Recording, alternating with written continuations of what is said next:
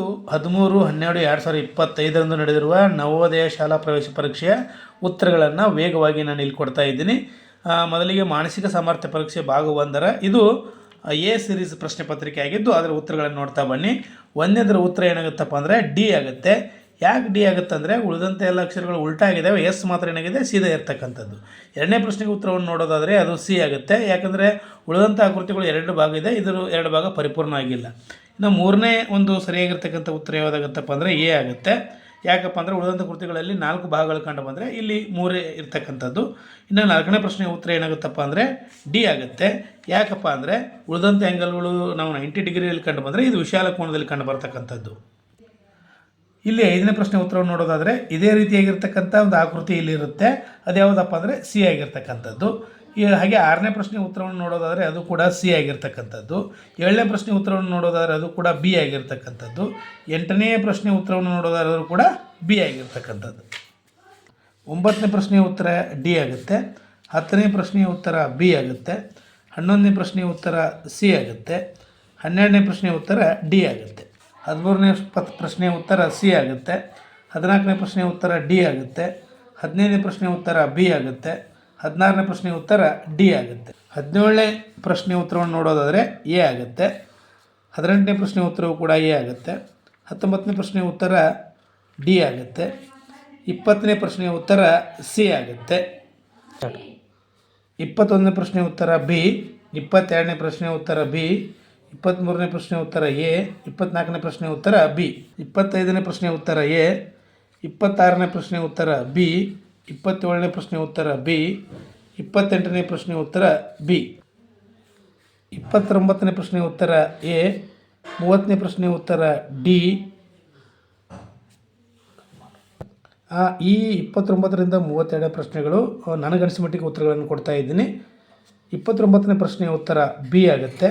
30ನೇ ಪ್ರಶ್ನೆಯ ಉತ್ತರ ಎ ಆಗುತ್ತೆ. 31ನೇ ಪ್ರಶ್ನೆಯ ಉತ್ತರ ಡಿ ಆಗುತ್ತೆ. 32ನೇ ಪ್ರಶ್ನೆಯ ಉತ್ತರ ಕೂಡ ಡಿ ಆಗುತ್ತೆ.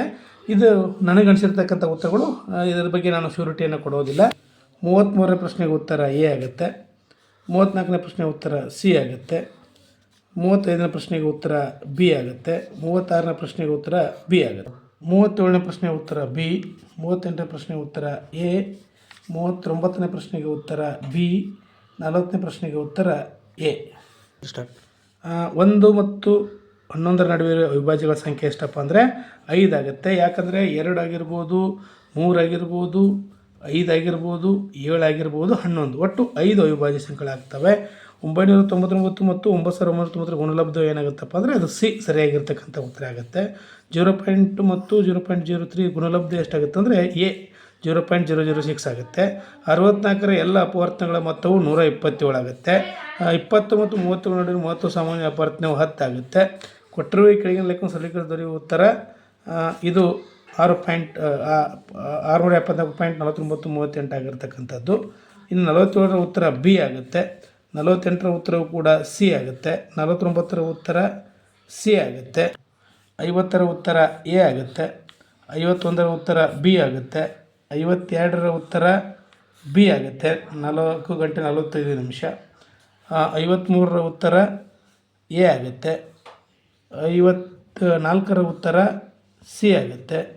55ರ ಉತ್ತರ ಸಿ ಆಗುತ್ತೆ. 56ರ ಉತ್ತರ ಬಿ ಆಗುತ್ತೆ. 57ರ ಉತ್ತರ ಡಿ ಆಗುತ್ತೆ. 58ರ ಉತ್ತರ ಡಿ ಆಗುತ್ತೆ. 59ರ ಉತ್ತರ ಎ ಆಗುತ್ತೆ. 60ರ ಉತ್ತರ ಸಿ ಆಗುತ್ತೆ. ಹೂಗಳು ಅನೇಕ ರೀತಿಯಲ್ಲಿ ಉಪಯುಕ್ತವಾಗಿವೆ. ಹೂಗಳು ವಿವಿಧ ಬಣ್ಣಗಳು ಮತ್ತು ಆಕಾರದಲ್ಲಿ ಇರುತ್ತವೆ. ಹೂಗಳ ವ್ಯಾವಹಾರಿಕ ಉಪಯೋಗಗಳು ಹೇಳೋದಾದರೆ ಟೀ, ಸುಗಂಧ ದ್ರವ್ಯಗಳು ಮತ್ತು ಅಲಂಕಾರಿಕ ಪ್ರಸಾದ ತಯಾರಿಕೆ. ಕೆಲವು ಹೂಗಳನ್ನು ಔಷಧಿಗಳನ್ನು ತಯಾರಿಸಲು ಉಪಯೋಗಿಸುತ್ತಾರೆ. ಪರಿಣಾಮ ಪದದ ಅರ್ಥ ಪ್ರಭಾವ.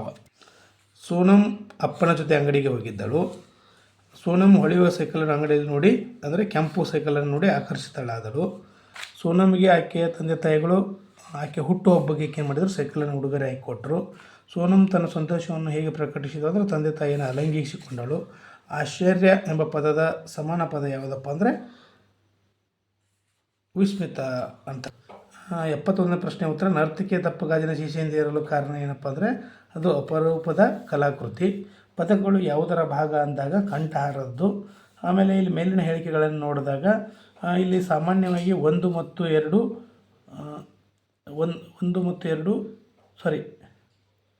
ಒಂದು ಸರಿ ಎರಡು ತಪ್ಪು ಅನಿಸುತ್ತೆ. ಮತ್ತೊಂದು ಸಾರಿ ವಿಚಾರವನ್ನು ಮಾಡಿದಾಗ 1 ಮತ್ತು 2 ತಪ್ಪು ಅನಿಸುತ್ತೆ. ಎ ಆರ್ ಡಿ ನನ್ನ ಉತ್ತರ ಇಲ್ಲಿ. ಹಾಗೆ ಕೆಳಗಿನ ನಿರ್ಭಯ ಪದದ ಪರ್ಯಾಯವಲ ಪದ ಯಾವುದಪ್ಪ ಅಂದರೆ ಇದಕ್ಕೆ ಸಂಬಂಧಪಟ್ಟಂಥ ಪದವನ್ನು ಹೇಳೋದಾದರೆ ಹೆದರು ಅಂತಕ್ಕಂಥದ್ದು. 75ನೇ ಪ್ರಶ್ನೆ, ಕಲಾಕೃತಿ ಶಬ್ದದ ಅರ್ಥ. ಕಲೆಗೆ ಸಂಬಂಧಿಸಿದ ಸಂಗತಿ, ಮಾನವ ನಿರ್ಮಿತ ಕಲೆಗಳ ನಮೂನೆಗಳು ಅಂದಾಗ ಇಲ್ಲಿ ಬಿ ಸರಿಯಾಗಿರ್ತಕ್ಕಂಥ ಉತ್ತರ ಆಗುತ್ತೆ. 76ನೇ ಪ್ರಶ್ನೆ, ದೊಡ್ಡ ಗಾತ್ರದ ಪಾಂಡಗಳನ್ನು ಸಂರಕ್ಷಿಸುವುದು ತುಂಬ ಕಠಿಣ, ಏಕೆಂದರೆ ಅವುಗಳಿಗೆ ಆಹಾರ ಸರಬರಾಜು ಮಾಡುವುದು ತುಂಬ ಕಷ್ಟ ಆಗುತ್ತೆ. ದೊಡ್ಡ ಗಾತ್ರದ ಪಾಂಡಗಳ ಮುಖ್ಯ ಆಹಾರ ಯಾವುದಪ್ಪ ಅಂದರೆ ಬಿದಿರಿನ ಚಿಗುರುಗಳು. ಈ ಅಪೂರ್ವ ಪ್ರಾಣಿ ಸಂತತಿ ನಶಿಸಲು ಕಾರಣಗಳೇನೆಂದಾಗ ಹೆಚ್ಚಿನ ಸಂಖ್ಯೆಯಲ್ಲಿ ಬೇಟೆಯಾಡುವುದು ಮತ್ತು ಅವುಗಳ ನೈಸರ್ಗಿಕ ಆವಾಸಸ್ಥಾನಗಳನ್ನು ನಾಶ ಮಾಡುತ್ತಿರುವುದು. ಯಾವುದು ವಿಶಾಲ ಶಬ್ದದ ವಿರುದ್ಧ ಶಬ್ದ ಅಂದಾಗ ಅದು ಕಡಿಮೆ ಅಂತಕ್ಕಂಥದ್ದು. ಇನ್ನು ಕೊನೆಯ ಪ್ರಶ್ನೆ, ಮೃಗಾಲಯವು ಏನಪ್ಪ ಅಂತ ಕೊಟ್ಟಿರ್ತಕ್ಕಂಥದ್ದು ಪ್ರಾಣಿಗಳ ಆಹಾರ ಸೇವಿಸಿ ವಿಶ್ರಾಂತಿ ಪಡೆಯುವ ಸ್ಥಳವೋ ಅಥವಾ ಪ್ರಾಣಿ ಪಕ್ಷಿಗಳು ಇಡುವ ಸ್ಥಳವೋ ಅಂದಾಗ ಬಿ ಮತ್ತು ಡಿ ಯಲ್ಲಿ ಡೌಟ್ ಇರ್ತಕ್ಕಂಥದ್ದು. ಇದು ತಮ್ಮ ಕಮೆಂಟನ್ನು ಮಾಡಿ ಅಂತ ಹೇಳ್ತಾ ಥ್ಯಾಂಕ್ ಯು ಫಾರ್ ವಾಚಿಂಗ್.